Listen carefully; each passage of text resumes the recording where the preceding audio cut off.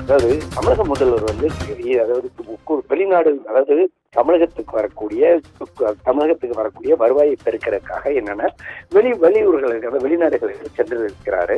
ஏற்கனவே பல்வேறு முறை வந்து இந்த மாதிரி வெளிநாட்டு பயணம் மூலம் ஏகப்பட்ட பணமானது, அதாவது அந்த உள்வருவாயை கொண்டு வரப்பட்ட சூழ்நிலையில இன்று வந்து அவர் வந்து கிளம்பி போயிருக்க நிலையில இதற்கு எதிர்ப்பு தெரிவிக்கும் விதமா அதிமுக பொதுச் செயலாளர் எடப்பாடி பழனிசாமி ஒரு அறிக்கை ஒன்று வெளியிட்டிருக்கிறாரு.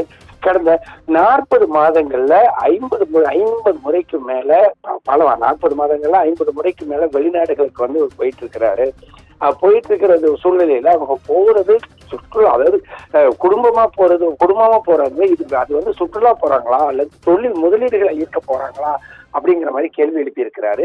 40 முறை சென்றும் இதுவரைக்கும் போதிய அளவுக்கு எந்த விதமான ஒரு தொழில் ஈர்ப்பையும் சரி, அதே மாதிரி ஒரு வருவாயையும் அவங்க கொண்டு வரல. ஆனா ஒவ்வொரு முறையும் குடும்பத்தோட சேர்ந்து குடும்ப சுற்றுலாவாகத்தான் இவர் வந்து வெளிநாடுகளுக்கு சென்றுட்டு இருக்கிறாங்க அப்படின்னு சொல்லி அவர் வந்து கருத்து தெரிவிச்சிருக்கிறாரு. மேலும் பல முறை இந்த மாதிரி போயும் எந்த விதமான போதிய அளவுக்கு முதலீடுகளை ஈர்க்காத காரணத்தின் சூழ்நிலையில கூட அரசு செலவுல குடும்பத்தோட இப்படி போறது வந்து வன்மையா கண்டிக்கத்தக்கது அப்படின்னு சொல்லி தெரிவிச்சிருக்கிறாரு.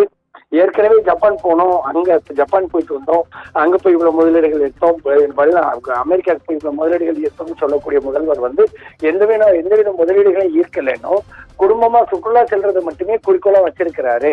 40 மாதங்கள்ல ஏறத்தாழ 5 முறைக்கு மேல பல முறை போயிட்டு வந்தாச்சு, குடும்பத்தோட போயிட்டு வந்துட்டு இருக்கிறாரு அப்படின்னு சொல்லி தன்னோட அறிக்கையில காட்டமா தெரிவிச்சிருக்கிறாருங்க.